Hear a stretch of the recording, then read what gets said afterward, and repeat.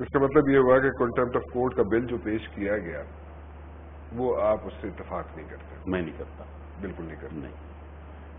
देखें देखें जी, इंसाफ जो है, अदल का महकमा जो है, अगर ये कायम नहीं रहता तो फिर आप रंजीत सिंह की हुकूमत बना लें, इनको न रखें। आपने ये पाकिस्तान में वैसे ही अदल का मजाक आपने बनाया, एक आपने शरीयत कोर्ट बना दी, एक आपने अंधी देवी वाले तराजू वाली बना दी। तो वो जब लिखते हैं आप Islamic Republic of Pakistan, so every civil जज up to chief justice Iftikhar Mohammad Khan is the honourable शरई जज ऑफ पाकिस्तान। उनका कोई गैर शरई फैसला वो नहीं कर सकते। जस्टिस कार्नेलियस के अब जो फैसले थे उसने कई चीजों पे इंटरप्रेट किए हैं। They are scholars, they are suppose to be scholars. ये एक मोतबर पेशे से या वकील बनते हैं या जज अपने तरीके से जो सिस्टम में आते हैं, ये उस सिस्टम का हिस्सा होते हैं। तो इसमें किसी और अदालत की फिर कोई जरूरत नहीं है कि जी अबर्ट्समैन भी है और शरीयत कोर्ट भी है।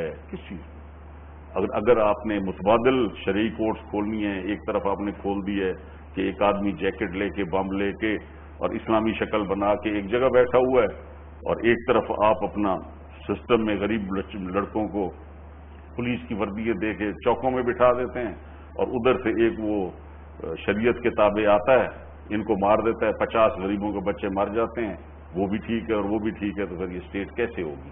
तो इसलिए इसको आपको कंट्रोल करना है। ये जो कंटेम्प्ट ऑफ कोर्ट लॉज, दोहरी शरीयत, ये जात के हवाले से मत घुमाएं, इनको कोई जरूरत नहीं है हवाले से घुमाने की, क्योंकि लोग इसको पसंद नहीं करते। चंद लोगों के लिए आप देहाती लोगों के हकूक सलब न करें। ये जो कॉन्स्टिट्यूंसीज हैं ये ज्यादा देहातों की हैं। 80% अवाम, अब 70% कह लें, ये देहातों का राइट है। ये बजट भी देहातों के लिए बनते थे, क्योंकि ये बेसिकली मंडीज से शुरू हुए। जब गन पाउडर इजाद हुआ और ये छोटे छोटे लॉर्ड्स और ये जब आपस में लड़े, जिनकी पर्सनल प्राइवेट आर्मीज थी और शिकस्त खाई उन्होंने, और फिर एग्रीकल्चरल सिस्टम आया और मंडियों का एक आया कि लोगों ने जिम्मेदारों की फसलें खरीद करनी शुरू की और एक मंडी का कॉन्सेप्ट आया। तो उन दुकानदारों ने जो पैसा इकट्ठा किया वो फिर उन्होंने बैलों के पानी के पीने की जगह घोड़ों की कार्ट्स खड़ी करने की जिम्मेदारों की, और वो पैसे का फिर एक हिसाब बनाते थे। तो कहते थे इतना खर्चा इधर हुआ इधर हुआ। तो इसको गवर्नमेंट्स ने टेक किया और फिर जाके ये बजट हुकूमतों ने बनाने शुरू कर दिए। तो ये बजट बेसिकली जो है ये हुकूमत चलाने के लिए ये देहातों से ही ज्यादा पैसा आता है। प्रोविंशियल गवर्नमेंट्स उसी से चलती हैं, उन्हीं पे टैक्स लगते हैं। लेकिन जहां अब शहरी आबादियों ने आके और हमारे ऊपर हावी होके, और क्योंकि अब मीडिया का दौर आ गया, लोग सर्विसेज में शहरों से आ गए, देहातों से बहुत कम आए, तो उन्होंने अब ऐसा ऐसा हमारे हकूक को सलब करना शुरू कर दिया है। और ऐसे कवानीन बना के कि दोहरी शरीयत वालों को असेंबलियों में बिठाओ। क्यों बिठाओ? जब उनके अपने कारोबार हैं, जब उन अपने गैर मुल्कों में वो कमा रहे हैं, पाकिस्तान को फीड कर रहे हैं, उनकी जायदादें बाहर हैं। दुनिया में कोई किसी cricket team, hockey team, football team, kabaddi team में कोई नहीं खिलाता डबल शहरियत को, दूसरा मुल्क खेलने नहीं देता। तो यहां पे कुछ आइए आप दोहरी शहरियत को लेकर रख लें और कहें अच्छा जी अब ये बाहर से आएगा और ये दोहरी शहरियत वाला कानून के तहत। हाँ, पहले बन रहे थे, लोगों को कोई इतराज नहीं था, दोहरी शहरियत वाले आए बैठे, लेकिन उस वक्त कोई इतराज नहीं था। और अगर आप कानून बना देंगे तो फिर तो वो लोग आ जाएंगे ना जो अमेरिका में बैठे हैं, अमेरिका में रहते हैं, वही यहाँ पे मेरे पर, वही मेरा चौधरी बनेगा। अभी मेरे पर लाहौर का चौधरी है, फिर अमरीकी चौधरी आ जाएगा। तो क्यों हमारे साथ ये ज्यादती हो? एक बेजबान देहाती मखलूक जो आपके लिए रोजी कमा रही है। आप देखें कि दुनिया में जितनी साजिशें पाकिस्तान के खिलाफ आईं, इनको किन ने रद्द किया? ये देहाती किसान ने रद्द किया है, क्योंकि गंदम उसने इतनी पैदा की है कि आपको रोटी से उसने भूखा नहीं मरने दिया। लिहाजा कोई साजिश पाकिस्तान के खिलाफ कामयाब नहीं हुई। अगर आपकी ये ज़राअत ना होती, आप तीसरे दिन किसी मुल्क के घुटने पर पड़े होते, बल्कि आप साथ वाले मुल्क में जैसे लोगों की ख्वाहिश है कि उनके नीचे कर दिया जाए, कन्फेडरेशन बना दी जाए, तो आप तो जिंदा भी नहीं रह सकते थे। ये जिंदगी भी इस कौम को उस किसान ने दी है जो काश्त करता है, उसकी हकूक सलब मत करें, चंद लोगों के लिए कवानीन तब्दील मत करें, अदालत को मावरा करें, عدالت کے لوگ عدل میں بیٹھنے والے اللہ کے حکم کے تابع ہیں، وہ کسی کے نیچے نہیں ہیں، اور ان کو اگر وہ غلطی کرتے ہیں یا ان کا کوئی فیصلہ جب آتا ہے تو میں نے نہیں دیکھا، کیونکہ میں سیاست میں بہت مشکل حالات سے نکلا ہوں، اپنے پاؤں پہ کھڑا ہوں، اور ان لوگوں کے خلاف ہم کھڑے ہوئے ہیں جو لوگ یہاں کے ناخدا تھے، لیکن جب بھی ہمیں سہارا ملا، حوصلہ ملا، اس عدلیہ نے دیا، چاہے جتنا بھی اس کو سبجوگیٹ کرنے کی کوشش کی گئی، ہمیشہ اس کو سبجوگیٹ کیا گیا۔ کیا عدلیہ اس وقت سبجوگیٹ نہیں ہو گئی تھی جب دلائی کیمپ کھل گئے تھے؟ اس وقت کون سا جج تھا جس کو پریشرائز نہیں کیا جاتا تھا؟ عدالتوں کے اندر کھڑے ہو کر لوگوں کے مچل کے پھاڑ کے اور ججوں کے منہ پہ مارے جاتے تھے۔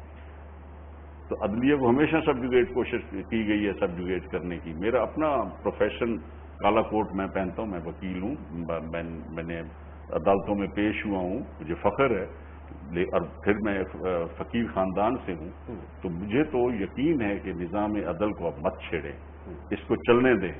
یہ بہترین نظام ہے، یہ اپنی ذات کے لیے نہیں کرتے، کیونکہ ان کی کرسیاں جو ہیں وہ عدل کے لیے ہیں، وہ عہدے لینے کے لیے، وزیر بننے کے لیے نہیں ہیں۔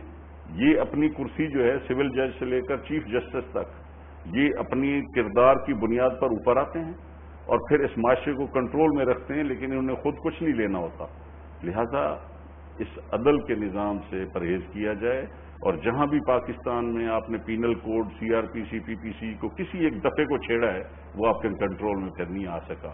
لارڈ میکالے کا جو بنایا ہوا قانون ہے، جہاں بھی بڑے سے بڑے جورسٹ سے آپ پوچھ لیں کہ اس کو جہاں آپ نے چھیڑا ہے وہ کنٹرول میں نہیں آتا۔ تو آپ آئین کے ساتھ مت چھیڑیں، ہر وقت اس کو ٹیلر میڈ بنانے کی بجائے اس کو انٹرپریٹ کرتے ہوئے اور اس ثوابدید عدالتوں کے پہ چھوڑ دیں۔ اور یہ فیصلے جو ہوئے، جس طرح اسپیکر صاحبہ نے فیصلہ دیا تھا، تو وہ ظاہر ہے کہ کانسٹیٹیوشنلی امپیوڈ آرڈرز جو ہیں اس پہ کوئی اپیلیٹ اتھارٹی نہیں ہوتی۔ ہاں، آپ نے قتل کیا ہو، رحم کی اپیل پریزیڈنٹ کر سکتا ہے، پریزیڈنٹ کو اختیار ہے کہ وہ اس کو معاف کر دے، لیکن وہ بھی ایک قاعدے کے اگر کہیں لکونا رہ گیا ہے، لیکن اس کو بھی کوئی پریزیڈنٹ استعمال نہیں کرتا۔ لیکن آپ نے دیکھا کہ پچھلے 2 دوروں میں یہ ہوئی پاور استعمال، جبکہ پہلے کبھی نہیں یہ پاورز استعمال ہوئی، کسی نے کنڈون نہیں کی، ضیاء الحق نے بھی نہیں کنڈون کی تھی۔ تو یہ آپ کہنا کہ عدل کو اگر آپ چھیڑیں گے اور آئین اور قانون کو آپ سمجھ لیں کہ آپ نے اپنی پروٹیکشن کے لیے بنانا ہے، تو یہ بہت غلط کام ہے اور یہ اس ملک کے لیے نقصان دہ ہے۔ ٹھیک ہے، آپ کی باتوں سے مجھے اختلاف نہیں ہے، لیکن تھوڑا سا آپ نے کہا جی کہ سیشن جج سے لے کے اوپر تک وہ سارے میرٹ پہ آتے ہیں ججز۔ If you talk about the lower courts میں جس طریقے سے جس حد تک کرپشن پہنچ چکی ہے، لائک 80 to 85% کیسز جو ہیں وہ تو لوور کورٹس میں ہی ہوتے ہیں، اور ماسز ڈائریکٹلی افیکٹ ہوتے ہیں لوور کورٹ سے، وہاں پہ کوئی ایسا ریلیف نہیں ملا۔ ٹھیک ہے، if you talk about the higher courts وہاں پہ کسی حد تک کوئی ریلیف مل جاتا ہے، لیکن لوور کورٹس میں نہیں۔ رانا صاحب، یہ جو بات آپ کر رہے ہیں نا، یہ اوپر سے نیچے جاتی ہے۔ جب اوپر سیاست کا شکار ہو جاتی ہے، اور پہلے جیسے چیف جسٹس صاحب تھے کہ جو وعدے کر کے آتے ہیں کہ ہم آپ کے لیے آپ کو دے دیں گے 3 سال کے لیے، آپ بے شک آرمی جنرل ہیں تو ہم آپ کو دے دیتے ہیں، آپ جناب آئین کو توڑ لیں۔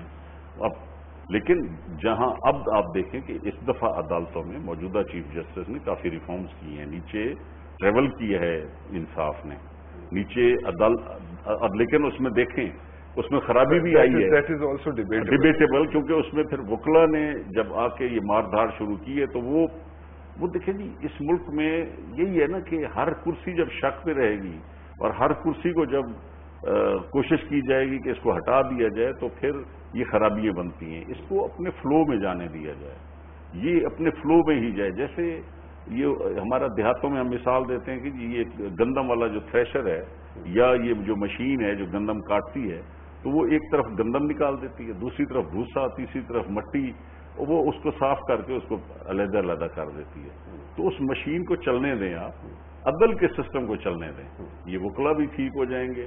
اور پھر اس میں جب سفارشی ججز بننے شروع ہو گئے تو اس لیے پھر وہ زیادہ جب سیٹیں وکلا کو ملنی شروع ہو گئی، کیونکہ پہلے تو ایک سسٹم سے آتا تھا اور 20% وکلا سے جج آتے تھے ججز، باقی جو تھے سول جج سے اوپر آتا تھا. جب اس سسٹم کو آپ نے چھیڑا ہے تو اب سول جج سیشن جج کو کیا پڑی ہے کہ وہ اپنی زندگی خراب کرے؟ وہ تو اس لیے اپنے فیصلے بیس کرتا تھا کہ کل کو میں چیف جسٹس بن جاؤں. اس کو ہم نے روک دیا.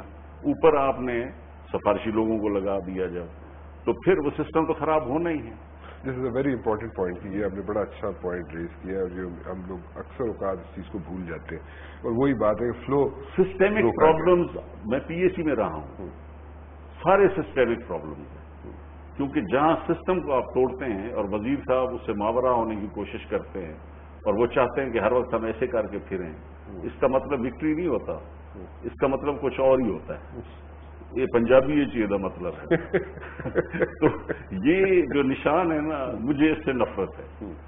یہ اس سے نہیں کرنا چاہیے. آپ ہمیشہ سسٹم کے تابع جب ایک بنا دیتے ہیں نا, ایک سسٹم ہے نا جی, کنواں ہے, اس میں ایک لوٹا جاتا ہے, اوپر آتا ہے, پانی پھینکتا ہے, بیل چل رہا ہے, اور یہ چل رہا ہے, وہ چل رہا ہے. آپ کی مشین ہے, اس میں مختلف بیلٹس چل رہی ہیں, اس میں ایک پتلی سی بیلٹ بھی ٹوٹ جائے تو وہ ناکارہ ہو جاتی ہے. تو یہاں تو آپ صرف وہ ہر کنویں سے ہاتھ سے پانی نکالنے کی کوشش کر رہے ہیں, آپ کو کنویں کی ضرورت نہیں ہے, تو پھر ایسے ہی ہوگا. ٹھیک. ایک آخری چیز پوچھنا چاہتا ہوں میں آپ سے. ابھی ریسنٹلی نئی کیبنٹ بن رہی تھی, راجہ پرویز اشرف صاحب, اس میں آپ کو منسٹری دی گئی. آپ نے کہا جی کہ میں گاؤں میں. کیوں؟ میں نے 26 تاریخ کو استعفیٰ دیا تھا, جس دن گیلانی صاحب کو سزا ہوئی تھی. ٹھیک. میرا خیال تھا کہ یہ اب سارا جو ابھی کام چل رہا ہے یہ سب انفرکچوس ہے. ٹھیک. کیونکہ پرائم منسٹر سزا ہو گئی ہے, اور اصولاً تو اس دن گیلانی صاحب کو ریزائن کر دینا چاہیے تھا جس دن سزا ہوئی, جس دن سزا ہوئی تھی. جس دن پہلے تو جس دن کال کیا گیا تھا کر دینی چاہیے تھی. آنریبل طریقہ سیاست میں یہی ہے. ٹھیک. ہمارے ملک میں استعفیٰ دینا جو ہے نا, یہ ایک استعفیٰ ایک کھاد ہے جمہوریت کے لیے, یہ اس کو پروان چڑھاتی ہے, یہ خود احتسابی کا ایک حصہ ہے. تو میں نے ریزائن کر دیا, میں 2 دن دفتر نہ گیا. تو پھر مجھے ہمارے کچھ دوستوں نے, میرے سیکرٹری صاحب چودھری قمر زمان صاحب نے بھی کہا کہ اس طرح گیلانی صاحب سے آپ کے علاقہ ہے اور لگے گا کہ آپ جو ہے ان کو ڈچ کر رہے ہیں. یا پھر میرے دل میں بھی آئی کہ وہ ایک بری مثال ہے کہ وہ کہتے ہیں جب جہاز ڈوبنے لگے تو چوہے پہلے چھلانگے لگا جاتے ہیں. تو وہ کہیں گے جی دیکھو جی یہ بھاولپور سے ہے اور اپنے ہی پرائم منسٹر کے خلاف استعفیٰ دے رہا ہے. تو مجھے یقین تھا کہ یہ کیبنٹ ختم ہو جائے گی, تو اگلے کیبنٹ میں نے نہیں جانا. اس لیے جب مجھے کہا گیا تو میں نے کہا میں گاؤں میں ہوں. پھر مجھے لوگوں نے کہا جی کہ اگر یہ ہو رہا ہے تو ایک دفعہ حلف لے لیں منت چنت کر کے, اور پھر دوسرے دن ریزائن کر دیں. میں نے کہا یہ بھی ایک غلط چیز ہے. جب میں دلی نہیں ہے میرا, اور پھر اس سسٹم میں جہاں بجلی جو ہے اس کو لوگوں کو میسر ہی نہیں آ رہی, اور تیل کے اور یہ سارے کیا بتائیں آپ کو. تو یہ چیزیں جب کیبنٹ میں بیٹھ کے آپ دیکھ رہے ہوتے ہیں, اس کے بعد میرا یہ یقین تھا کہ اس قوم کے حل کرنے کے لیے کوئی آدمی تیار نہیں ہے. اپنی ذات کے گرد سب گھوم رہے ہیں. وہ ساری دیہاتی مثال ہے جی کہ جیڑی یہ میٹھے چاولوں کی دیگ ہوتی ہے نا, یہ گروڑی بڑی زبردست ہوتی ہے, بچے گھی بھی ہوتا ہے, میٹھا بھی, تے چاول بھی. تو جس ویلے بندے کا رخ اس پاسے ہو جائے تو بھاویں کوئی چھتر مارے وہ نہیں ٹل دے. تو اس وقت وہی ہے کہ دیگ دی گروڑی المو ہے, اتوں چھتر ماری جاؤ, سو کوئی فرق نہیں پڑ رہا, اور ہر آدمی جو ہے وہ پریشان ہے. اور مجھے تو یہ بھی نہیں نظر آتا کہ کوئی ایسا بھی ہے کہ اس مصیبت سے میں نکالے, کیونکہ جتنے یہ لوگوں کو بھی آپ ٹی وی پہ مشتہری دے لیں, دم ان میں بھی نہیں ہے. تو پھر اسی لیے بندہ سوچتا ہے کہ یار میں لوگوں کو پاگل کیوں بناؤں, کیوں الیکشن لڑوں میں, جب سچائی رہی نہیں معاشرے میں اور انصاف بھی نہیں رہا. انصاف کے ادارے کو بھی آپ دھکیل رہے ہیں, اور آپ سچائی کو چھوڑ کے خود جھوٹ پہ پلندے پہ بیٹھے ہوئے ہیں. تو کہاں گیا معاشرہ وہ جناب امیر علیہ السلام کا, کہاں گیا وہ اسلام کے 2 ستون. اور جب وہ ستون دونوں ڈسٹروائے ہو گئے تو پھر اس سسٹم میں چلنے کا کیا فائدہ. اس لیے میرا you opted to stay back. اور پھر ابھی سوچوں گا کہ اب میں نے کیا کرنا ہے. یہ وجہ تو نہیں تھی کہ آپ پرائم منسٹر بننے جا رہے تھے؟ نہیں. اور پھر آپ نے سوچا کہ اب میں کیوں کیبنٹ میں جاؤں؟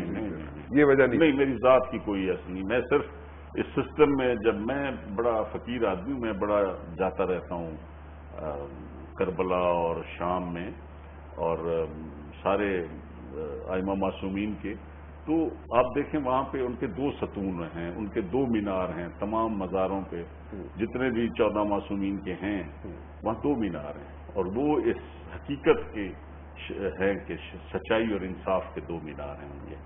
اور وہ جب حضرت امیر علیہ السلام کا جو قول ہے سچائی اور انصاف، جہاں سچائی اور انصاف نہیں ہوگا وہاں آپ کی دوستی نہیں قائم رہ سکتی۔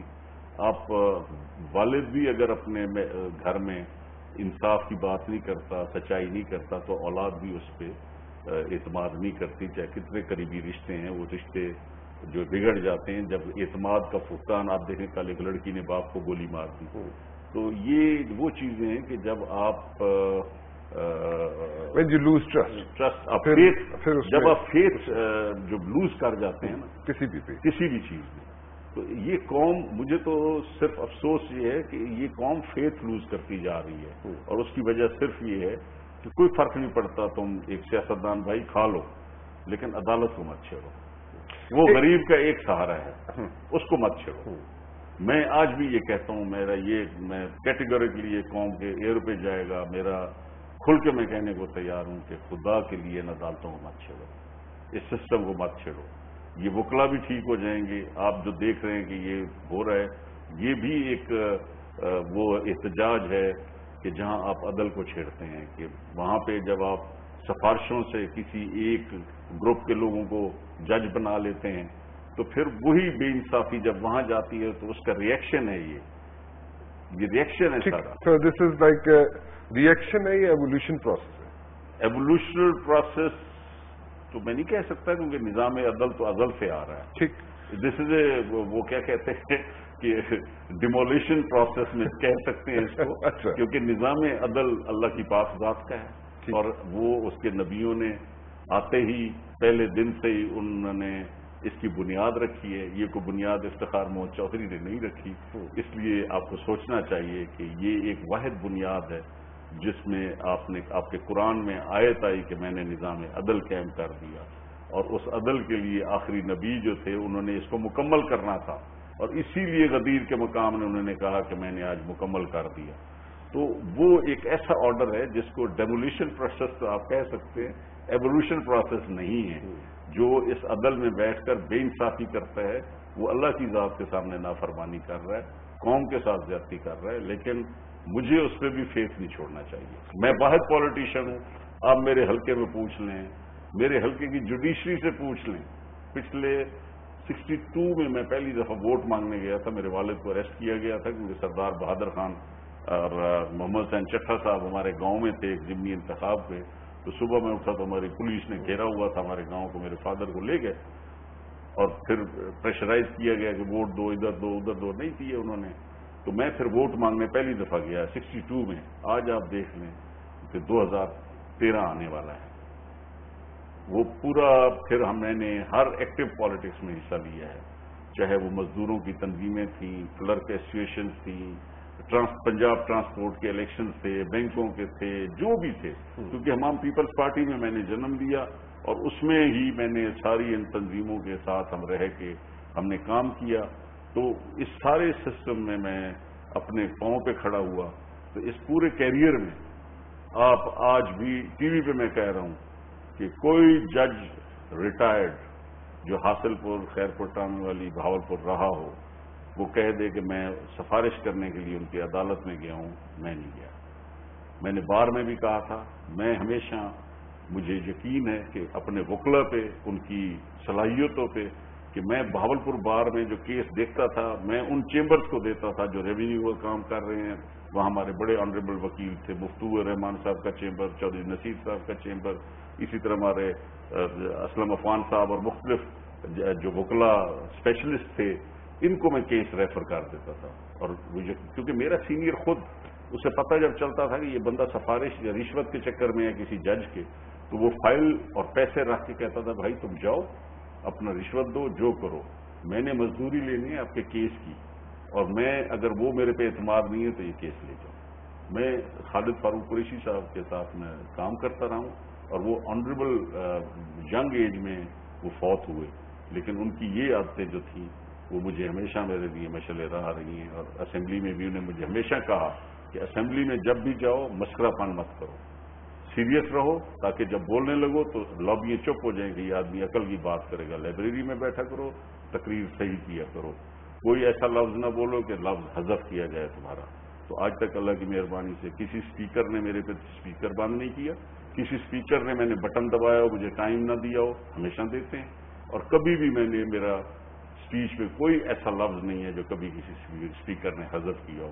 میں نے آئین، قانون، عدل، لوگوں کی عزت، احترام، سب کا میں ہمیشہ خیال کرتا ہوں بولتے ہوئے، اور اپنے نروز کو کنٹرول میں رکھتا ہوں کہ ایسا نہ بہک جاؤں کہ کسی کی میں توہین یا تذلیل کروں ایسی جگہ پہ جہاں وہ شخص اپنے آپ کو پروٹیکٹ نہیں کر سکتا۔ ایک مختصر سا سوال اور مختصر سا جواب چاہوں گا اس پہ، کیونکہ وقت کم ہے میرے پاس، اور مجھے کافی بار کہا جا چکا ہے کہ جی آپ ٹائم سے اوپر جا چکے ہیں، لیکن پھر بھی میں دل میرا چاہ رہا ہے کہ مزید آپ سے میں باتیں کرتا رہوں، اس لیے میں اس کو اگنور کر رہا ہوں اس وارننگ کو۔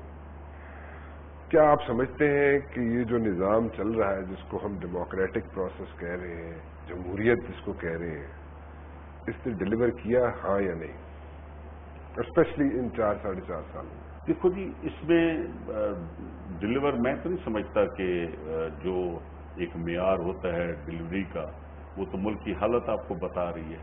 وہ اس دن اوباما نے تقریر کی that America was Bullet break by break and block by block, تو یہاں تو بریک ہی کھا گئے، تو بلاک کی تو بات ہی چھوڑیں۔ تو اس کرپشن نے اس نظام کو نہیں اٹھنے دیا۔ ٹو بی ویری آنےسٹ، لوگوں کی جو توقعات، جس عزم کے ساتھ یہ غریب آدمی ووٹ دینے جاتا ہے، مائنڈ یو کہ یہ ووٹ جو ہے یہ غریب آدمی دینے جاتا ہے اس امید پہ کہ یہ ملک کے کوئی حالات ٹھیک کرے گا۔ یہاں پہ آپ کا وائٹ کالر اور مڈل کلاس کے لوگ بہت کم ووٹ دینے جاتے ہیں۔ ووٹ صرف غریب آدمی دیتا ہے جو سسٹم کا جو کمانے والا ہے، جو فیڈ کرنے والا ہے، لیکن اس کو آج تک کوئی ایسی تسلی نہیں ملی کہ ہم کہہ سکیں کہ یہ نظام جو تھا کامیاب ہوا ہے۔ تو یہ کامیاب نہیں ہوا، اور اس کے کامیاب ہونے کے امکان بھی مجھے نہیں لگ رہے، کیونکہ جہاں عدالتوں کے ساتھ اگر یہ میچ پڑ جائے آپ کے سرحدوں کے محافظوں کے خلاف، جو آنکھیں رات کو جاگتی ہیں، جن ماؤں کے بچے گولیوں کے سامنے اور سلالہ پوسٹوں پہ جن کو مکھیوں کی طرح اڑا دیا گیا، اور پھر بھی ہم اتنی کمزور قوم ہیں کہ آج پھر ہم چند ڈالروں کے لیے پھر ان کے پیچھے بھاگ رہے ہیں، تو اس سے آپ خود اندازہ لگا لیں کہ آپ نے سیاستدانوں نے کیا کمایا۔ آپ نے اپنے سرحدوں کے محافظوں کو خراب کیا ہے، آپ اپنے نظام عدل خراب کر رہے ہیں، آپ کامیاب نہیں ہیں۔ بالکل ٹھیک جی، بہت بہت شکریہ آپ تشریف لائے جی، مہربانی۔ بہت ممنون ہوں آپ کا۔ ریاض حسین پیرزادہ صاحب جی، حاصل پور کا بہت بڑا نام، اور جیسے کہ پہلے میں شروع میں بھی بتایا میں نے کہ جی پرائم منسٹر بننے جا رہے تھے، لیکن اپنوں نے ہی تھوڑی سی گڑبڑ کر دی۔ خیر، اس سے دل برداشتہ نہیں ہے۔ یہ منسٹری آفر کی گئی نئی کیبنٹ میں ابھی، لیکن معذرت کر لی، بڑے سوفسٹیکیٹڈ انداز میں معذرت کر لی، اور نئی منسٹری بھی قبول کی۔ اور سودے بازی جو ہو رہی ہے، جس طریقے سے ہو رہی ہے، اور جو پولیٹیشین سودے بازی کر رہے ہیں، میجورٹی آف دا پولیٹیشین جو سودے بازی کر رہے ہیں، اس سے یہ نظام چلتا ہوا نظر نہیں آتا۔ یہ ریاض حسین پیرزادہ صاحب کے خیالات ہیں، اور اگر یہ نظام نہیں چلے گا تو پھر کسی بھی وقت اگر میرے عزیز ہم وطنوں کا اسپیچ آ جائے تو میرے خیال میں برا نہ مانا جائے۔ بالکل ٹھیک ہے، بہت بہت شکریہ جی، once again thank you very much for coming. جانا مبشر کو اجازت دیجیے جی، کل 8 بجے پھر حاضر ہوں میں۔ ٹل دین اللہ حافظ۔